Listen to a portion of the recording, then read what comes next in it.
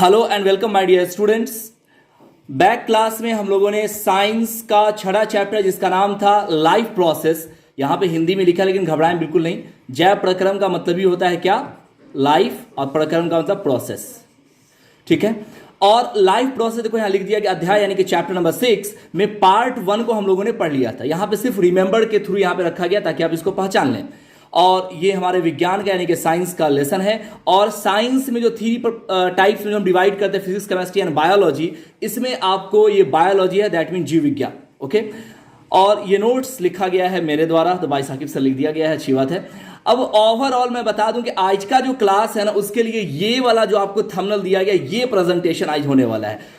आप देख सकते हैं इमेज नंबर, इसको अगर हम 1 मान ले बच्चों, तो ये प्रकाश संश्लेषण दैट मीन फोटोसिंथेसिस के बारे में दिया गया है। अब फोटोसिंथेसिस होता क्या है? लाइट एनर्जी को हम कन्वर्ट करते हैं केमिकल एनर्जी में, यही तो है ना भाई, मुख्य रूप से इसे ही तो हम कहते हैं।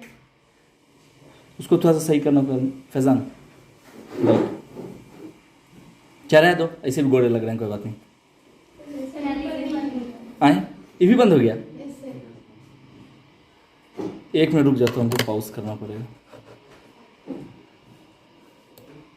ओके स्टूडेंट, रेगुलर करते हैं।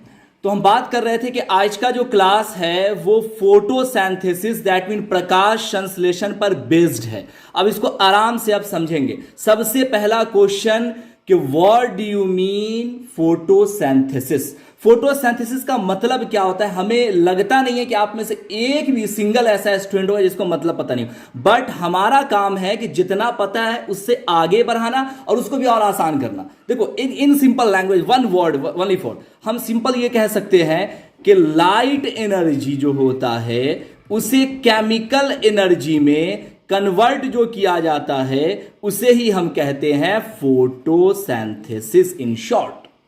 कितना आसान। अब लाइट एनर्जी हमारा क्या है? सनलाइट, पता ही है। तो फाइनली आपको मैं ये बताऊंगा कि जब कार्बन डाइऑक्साइड वाटर के साथ रिएक्ट करता है तो C6H12O6 दैट मीन ग्लूकोज हमें देता है और रिलीज करता है ऑक्सीजन, जिसे हम आप नाक में घुसा घुसा के सांस लेते हैं? मतलब ह्यूमन के लिए वरदान होता है। तो जो रिएक्शन करता है उसे रिएक्टेंट बोलते हैं। ये हम लोगों ने फर्स्ट चैप्टर में ही पढ़ा था, केमिकल रिएक्शन इक्वेशन में। एंड रिएक्शन के फलस्वरूप यानी कि उसके अकॉर्डिंग जो हमें रिजल्ट आता है उसे हम प्रोडक्ट कहते हैं, दैट मीन ये हमारा प्रोडक्ट है। ये तो खैर अलग बात है, यहां पे लिखा है तो मैं सोचा एक एक आपको मैं बता दूं।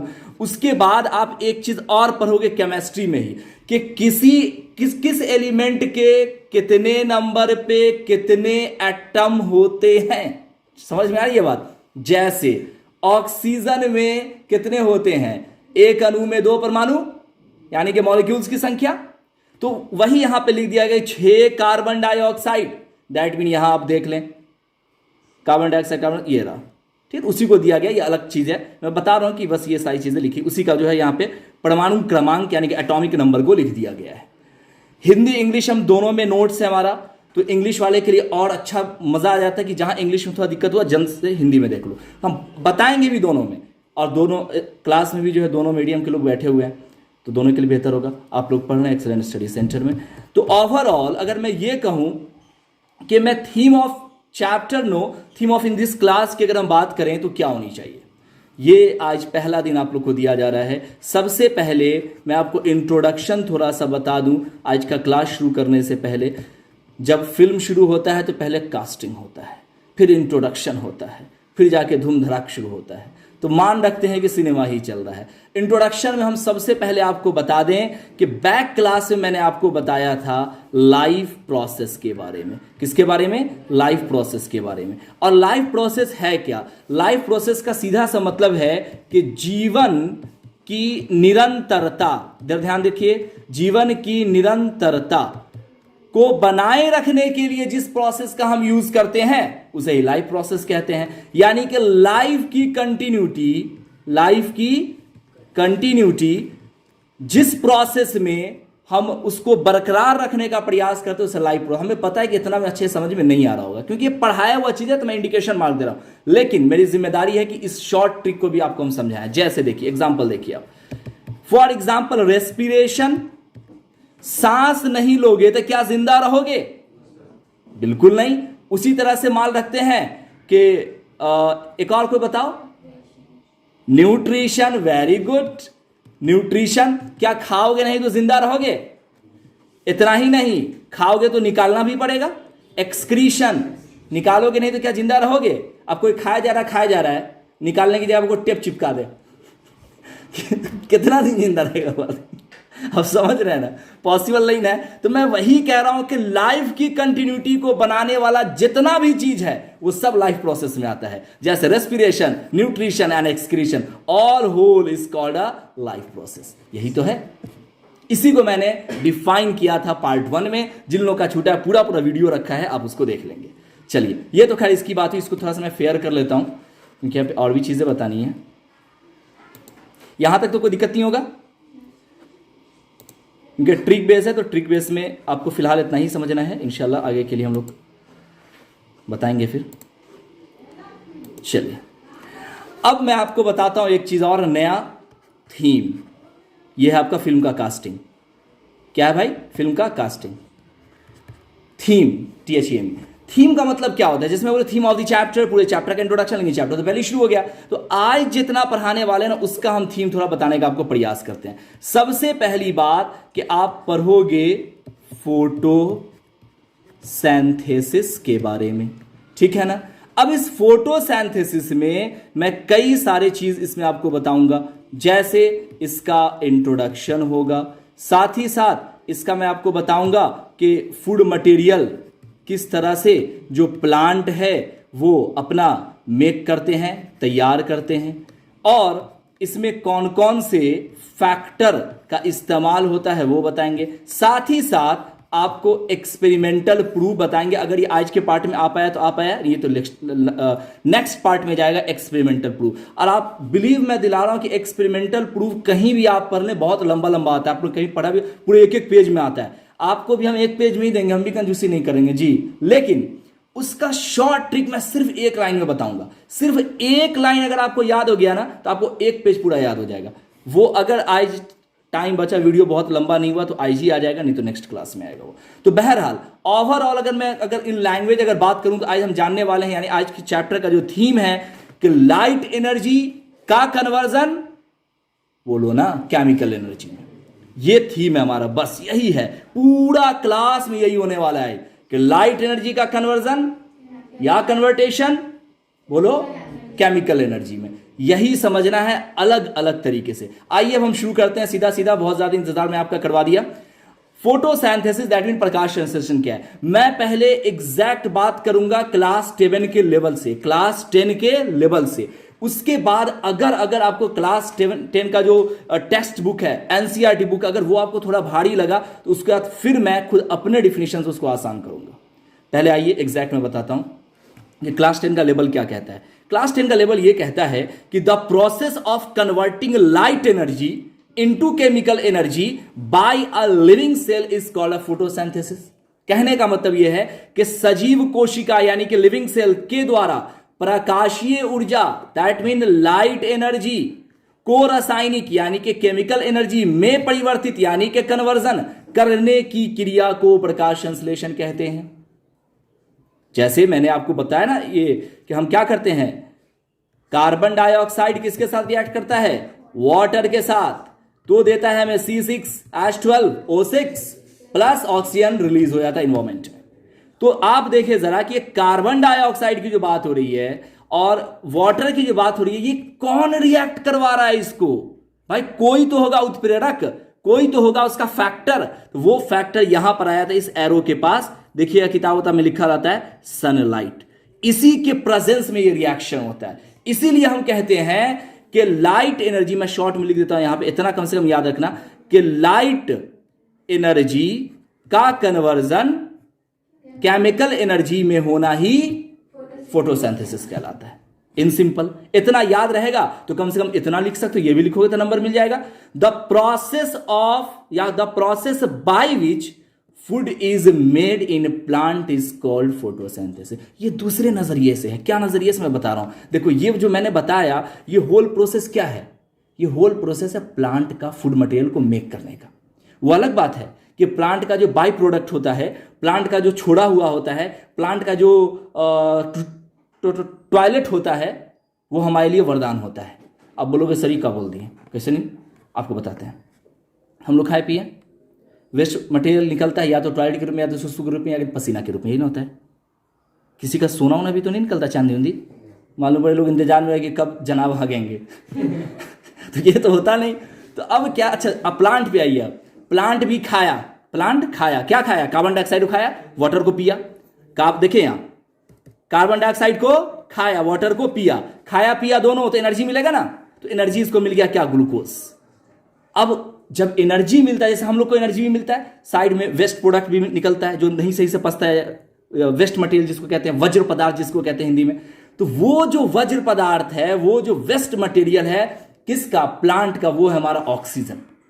तो आप बताइए, ऑक्सीजन का वही चीज ना हम लोग सांस लेते हैं आराम से स्वच्छ, लेकिन वो अलग बात है कि इंसान का निकाला हुआ बहुत बदबूदार होता है और पेड़ पौधे का निकाला हुआ बहुत वरदान होता है, ठीक है ना। तो सोच के देखो कि प्लांट महान या इंसान महान। इस व्यू से प्लांट अपने बाई प्रोडक्ट से भी लोगों को जीवन दे रहा है और हम लोग अपने बाई प्रोडक्ट से दुनिया को महकाए हुए हैं कितना फर्क है।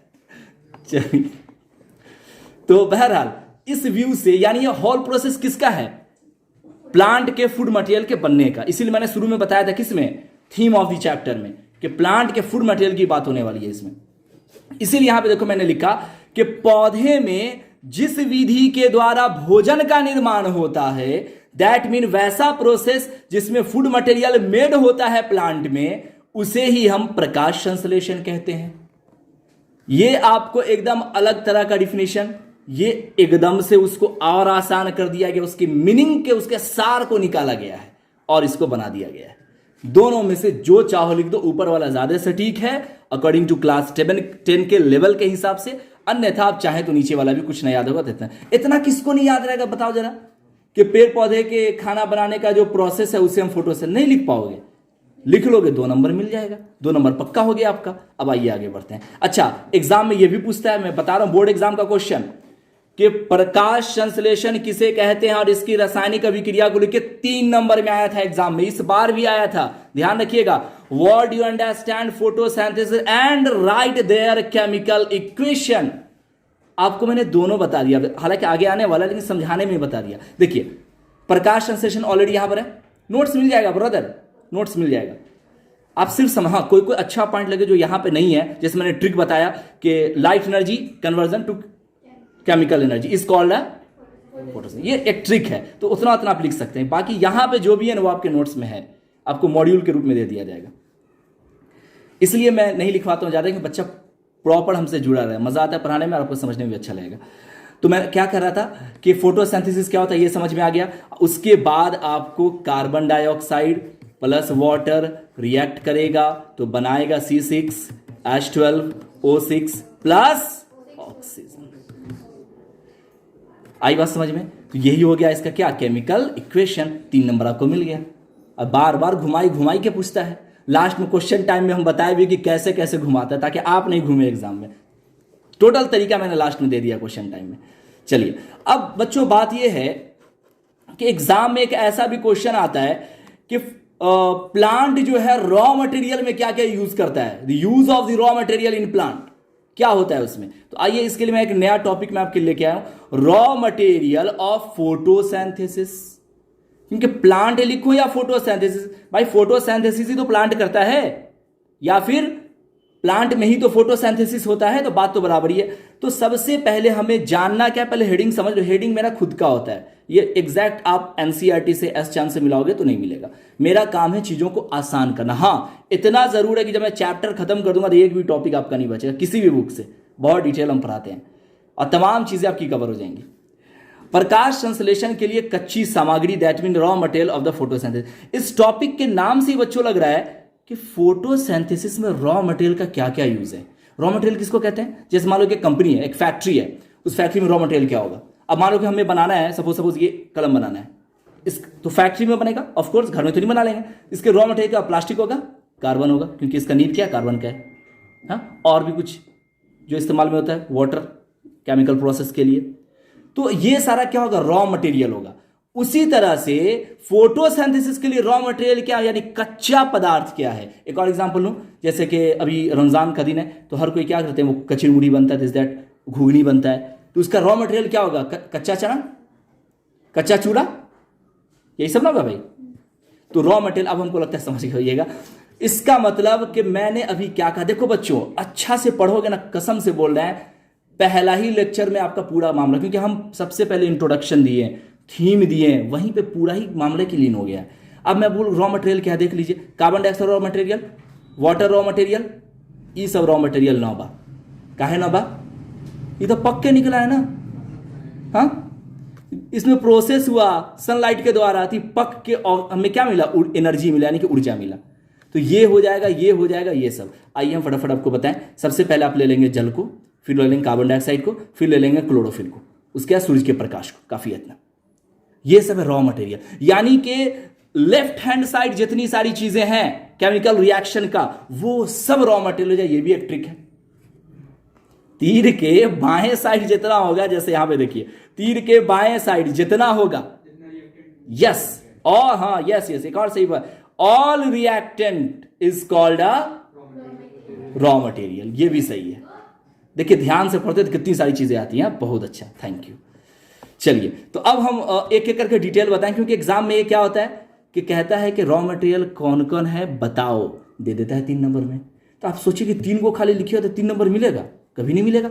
आपको उसका थोड़ा डिटेल भी लिखना पड़ेगा। आप लिख दोगे कि water, carbon dioxide, chlorophyll, sunlight, तो हमें कितना नंबर मिले, ईमानदारी से बताओ था, 1 से 2 नंबर, 3 नंबर कभी नहीं मिले। तब मिलेगा जब उसका थोड़ा थोड़ा डिटेल लिखोगे। अब मैंने बड़ा शॉर्ट में लिखा है ताकि आपको याद करने में दिक्कत नहीं। जैसे देखिए, अच्छा ये आप सब आपको पता भी है, अभी हम बात किए हैं, जो हमने बात किया वही यहां पे चिपका देना। जैसे जल के बारे में मैंने क्या बताया कि जल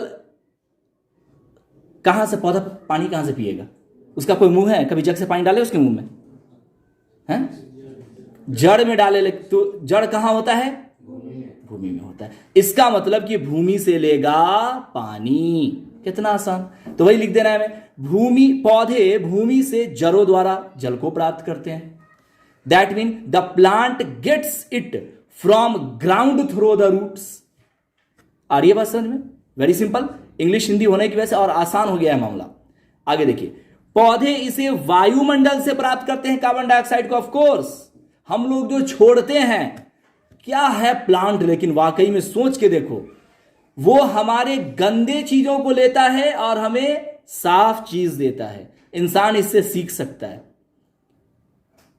समझ में आ रही है ना बात? कार्बन डाइऑक्साइड को ले रहा है, या तो इंसान छोड़ रहा है वहां से, या तो गाड़ियां चल रही हैं उससे वो ले रहा है और दे रहा है कार्बन डाइऑक्साइड। तो हम ये सब मिल कहां से, हम जो छोड़ रहे हैं कहां, इन्वायरमेंट में आ रहा है। गाड़ियां चल रही है, उसका धुआं कहां आ रहा है, इन्वायरमेंट में आ रहा है। तो वेरी सिंपल, कि रटने की जरूरत ही नहीं पड़ेगी, आप समझ लो, एग्जाम में लिख लोगे। पौधे इसे वायुमंडल से प्राप्त करते हैं, that mean plants gets is from the atmosphere. कितना आसान। पर्णहरित कहते हैं क्लोरोफिल को, हिंदी वाले को भी पता नहीं होगा ये। पर्णहरित कहते हैं, क्लोरोफिल ही सबको पता होता है, लेकिन ये हिंदी इसका होता है पर्णहरित। और एग्जाम में पर्णहरित क्लोरोफिल दोनों आता है, कभी पर्णहरित लिख देता है, कभी क्लोरोफिल लिख देता है। और इंग्लिश वाले का भी जो होता है एग्जाम, इंग्लिश और हिंदी दोनों में क्वेश्चन आता है। तो हम लोग भाई मादरी जबान हम लोग की इंग्लिश तो है नहीं, तो अक्सर मैंने देखा है सीबीएसई वाले को भी कि इंग्लिश में उसको कुछ कुछ क्वेश्चन ही समझ में नहीं आ रहा होता है, तो जल्दी से झांकी मार लो हिंदी में। तो दोनों चीज आपको मिल रहा है, ये आपके लिए गुड लक है। यह पौधे की कोशिकाओं में हरित बचपन से आपने पढ़ा है कि पेड़ पौधे के पत्तियों का रंग हरा होता है क्योंकि उसमें क्लोरोफिल पिगमेंट पाए जाते हैं। इस सेंटेंस को थोड़ा गौर कीजिए, पेड़ पौधे के पत्तियों का रंग, मतलब कि क्लोरोफिल पत्ती में होता है। कितना आसान। वही तो यहां पे लिखा गया कि यह पौधे की कोशिकाओं में हरित लवक में उपस्थित होता है। हरित लवक कहने का मतलब यह है कि जैसे ये देखो, ये मान रखो कि कोई लीफ है, लीफ का ये वाला जो पार्ट है, डंटल वाला जो पार्ट होता है ना, यहां आपको क्या पाया जाता है?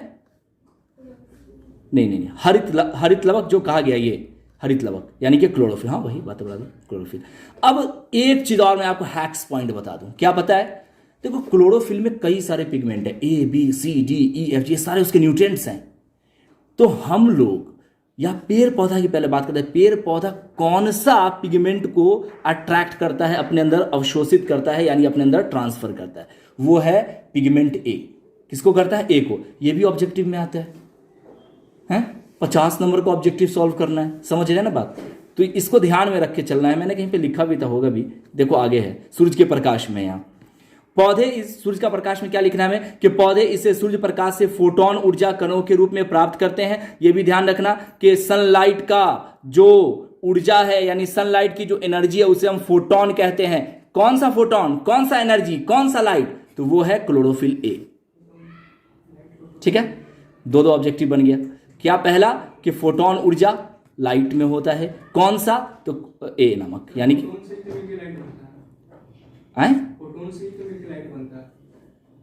थोड़ा सा एक्सप्लेन कीजिए, नहीं समझ पा रहा था। फोटोन जैसे बोलते हैं ना कि फोटोन मिलके एक दूसरे से मिलके लाइट बनाता है। किस चीज का लाइट? लाइट जो है ना, लाइट वो फोटोन से ही मिलके बनता है। सनलाइट जी, कोई भी लाइट फोटोन से मिलके बनता है। आप इलेक्ट्रॉन प्रोटॉन में तो नहीं जा रहे हैं आप? नहीं, ये लाइट के बारे में है। हम लोग यहाँ पे सनलाइट की बात कर रहे हैं, नेचुरल लाइट की। हाँ, तो वो फोटोन से ही मिलके बनता है। ऑफ कोर्स, जब उसके अंदर अगर फोटोन पाया जा रहा है तो फोटोन से तो मिलके बनेगा ही वो। तो वो सिर्फ फोटोन से है, अभी इस पे डिस्कशन हम नहीं करेंगे, है ना। प्रश्न ये है कि क्या फोटोन से ही मिलके बना है, ये अभी इस पे डिस्कशन नहीं करेंगे, है ना, क्योंकि ये नेचुरल लाइट की बात हो रही है, वो आर्टिफिशियल लाइट है। हाँ, इतना जरूर है कि फोटोन उसमें होगा जरूर, तभी तो फोटोन एनर्जी की यहाँ बात हो रही है। जैसे चाय आप बनाते हैं, तो चाय में कोई कहे कि पत्ती होता है, एक तो कहे दूध होता है, हम दुन्नू को बोलेंगे बेटा दुन्नू होता है। अब कोई ये कहे कि नहीं पत्ती ही होता है, तो उस पर वार्तालाप किया जा सकता है। तो इस पे हम लोग अलग से डिस्कशन फिर कभी कर लेंगे। आपका ध्यान रखिएगा आज की क्लास को, फिजिक्स में एक चैप्टर है लाइट के बारे में, है ना, वहां थोड़ा इसका लाइए, क्योंकि वहां हमें आर्टिफिशियल लाइट को ही पढ़ना है, तो वहां इसकी चर्चा और अच्छे से करेंगे। उसी को इंग्लिश में लिख दिया गया है, plant obtained it from sunlight in the form of photo energy particles which are stored as a chlorophyll A and used in this process the requirement। ठीक है जी, यानी उसका उपयोग होता है, उपयोग के लिए रिक्वायरमेंट है। अब देखिए भाईजान, एक और मैं बताऊं, देखो पढ़ा भी रहा हूं, साथ में ये भी बता रहा हूं कि आपका क्या सॉल्व हो रहा है, एग्जाम में कहां कैसे क्वेश्चन आएगा। ये भी एक टीचिंग के लिए बहुत जरूरी है कि आप जो पढ़ा रहे हैं उसका रेफरेंस भी होनी चाहिए ना, एग्जाम में कहां से आने वाला है। अब एक क्वेश्चन मैं आपको बताऊं कि अभी जितना पढ़ा है आप क्या होने वाला है, वो तो मैंने बता दिया, the raw material of the photosynthesis. अब एक क्वेश्चन इसी में ऐड हो जाता है, what is photosynthesis and there chemical equation. ठीक है, एंड एक और क्वेश्चन क्या था, what is photosynthesis used by through of the raw material. तो रॉ मटेरियल आपने पढ़ लिया, मैंने एक चीज पहले ही बता दिया था, केमिकल इक्वेशन। आइए उसको ब्राउडली हम देख लेते हैं, क्योंकि इसमें क्वेश्चन कुछ आपको मिलेगा ही। यहां देखें आप, देखिए मिल गया। अब तक मैंने सूरज का प्रकाश सिर्फ बताया, आपको क्या करना है कि सूरज का प्रकाश प्लस क्लोरोफिल दोनों लिखना है। ठीक है ना। हम क्या कहेंगे कि प्रकाश संश्लेषण की क्रिया को निम्नलिखित समीकरण द्वारा दर्शाया जा सकता है, ऐसी लिखना है एग्जाम में statement. The process of photosynthesis can be represented by the following equation, and this equation is a CO2, that is a carbon dioxide, NH2 and a water, carbon dioxide and water that react between the presence of chlorophyll and a sunlight, byproduct of the chlorophyll and oxygen and not water।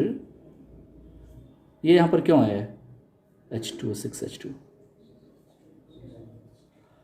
By product के रूप में आएगा। देखिए हम लोग को जैसे पसीना निकलता है ना, पसीना है कब निकलता है, जब बहुत ज़्यादा खेल कूद कर लेते हैं, या फिर कभी कभी ये भी ध्यान दें कि कुछ लोग खा रहे हैं, तोड़ रहे हैं हड्डी, और एक तरह से पसीना गिर रहा है। कभी कभी देखिए पसीना टपक के सिरवा में गिर जाता है, उसी को आराम से चाट रहे भी होते हैं।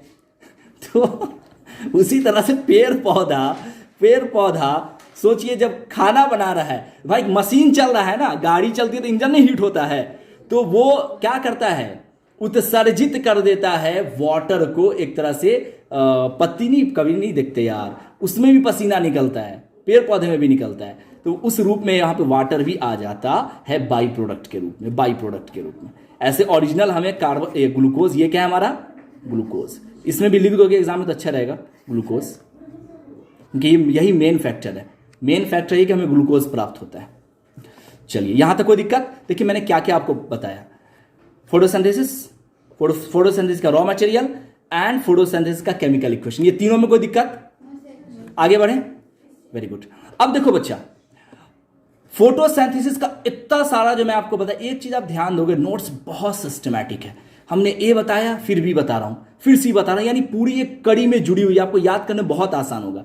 अब क्या है कि मैंने जितना कुछ आपको बताया इन लैंग्वेज, क्या क्या हुआ फोटोसिंथेसिस में, क्या क्या इवेंट हुए, यहां से भी क्वेश्चन आता है, what is event of the photosynthesis.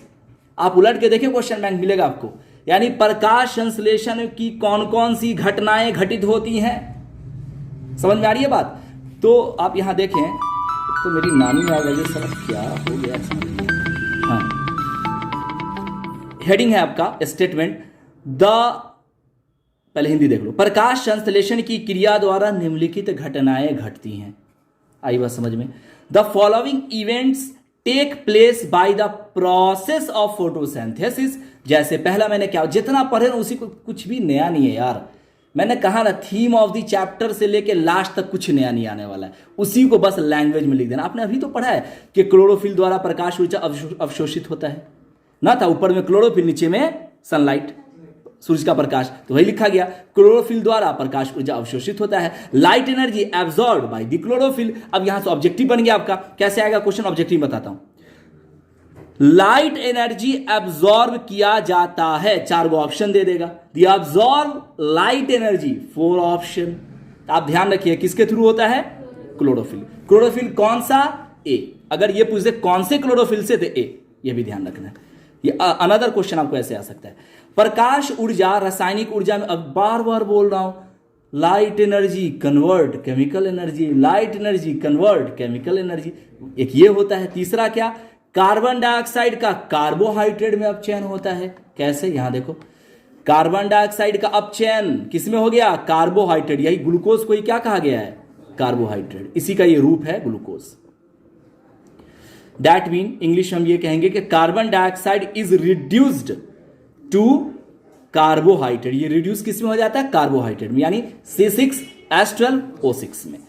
चौथा, जल के अणुओं का ऑक्सीजन एवं हाइड्रोजन में अपघटन हो जाता है। होता है कि नहीं होता है? जल के का अणु ऑक्सीजन एवं हाइड्रोजन में, देख लीजिए आप, जल का अणु यानी वाटर का पार्टिकल्स किस किस में होता है, ऑक्सीजन और वाटर में। देख लीजिए, ऑक्सीजन यहां, ये वाटर यहां है, यही तो लिखा गया। तो जो है बस वही है, जो है बस वही है, कुछ इसमें नया नहीं है। और हर एक हेडिंग से एक, कम से कम एक क्वेश्चन प्लस दो चार ऑब्जेक्टिव सॉल्व हो रहा है। और क्या चाहिए, और क्या चाहिए, सोच के देखिए जरा आप।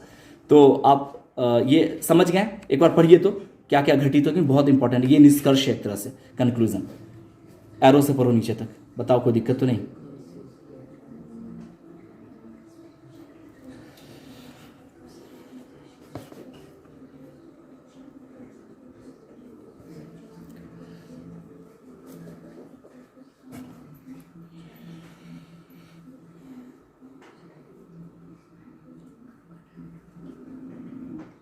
हो गया? अब सबसे इंपॉर्टेंट टॉपिक है, सबसे इंपॉर्टेंट, और मैं ये भी ना भी बताऊंगा तो आप ऐसी सीख जाओगे। कैसे मैं बता रहा हूं, देखो हेडिंग क्या है कि प्रकाश संश्लेषण के लिए आवश्यक परिस्थितियां। भाई साहब उस वक्त से वही तो बता रहा हूं, क्या होनी चाहिए, कार्बन डाइऑक्साइड होनी चाहिए, वाटर होनी चाहिए। अगर ये दोनों होगा ही नहीं, और अगर सनलाइट ही ना हो, और अगर सब कुछ हो, क्लोरोफिल ही ना हो, तो पता ये चला कि जितना हमारा रॉ मटेरियल है सब वही हो जाएगा आवश्यक परिस्थिति, यानी necessary condition for the photosynthesis. कितना आसान, ये भी रटना नहीं पड़ा आपको। आइए यही देखिए यहां पे दिया गया, यही खासियत है हमारे पढ़ाई की कि आपको रटना नहीं पड़ेगा, पूरा होल 1 by 1 आपको पैकेज के रूप में मिल जाएगा। देखो, प्रकाश संश्लेषण की क्रिया के लिए निम्नलिखित परिस्थिति का होना आवश्यक है। ये क्वेश्चन आता है यहां से, एक्चुअली में इसलिए मैंने ऐसे लिखा है कि write the condition necessary for photosynthesis, या फिर what is the condition of necessary for photosynthesis. प्रकाश संश्लेषण की आवश्यक परिस्थितियां कौन कौन सी होती हैं, तो आप लिखिएगा, the following condition are necessary for the process of photosynthesis. पहला, क्लोरोफिल की उपस्थिति, सूर्य प्रकाश की उपस्थिति, कार्बन डाइऑक्साइड की उपस्थिति और जल की उपस्थिति। ठीक है बच्चों, एक्सपेरिमेंटल जो मामला है वो हम कल देंगे। यहीं पे देखो आधा घंटा हो गया है, हम अब वीडियो को पॉज करते हैं। आपको पता है कि वक्त किस चीज का हो रहा है। अब मैंने जितना पढ़ाया हर पार्ट ऐसे ही मिलेगा, उससे देखो किस किस तरह के क्वेश्चंस आ सकते हैं।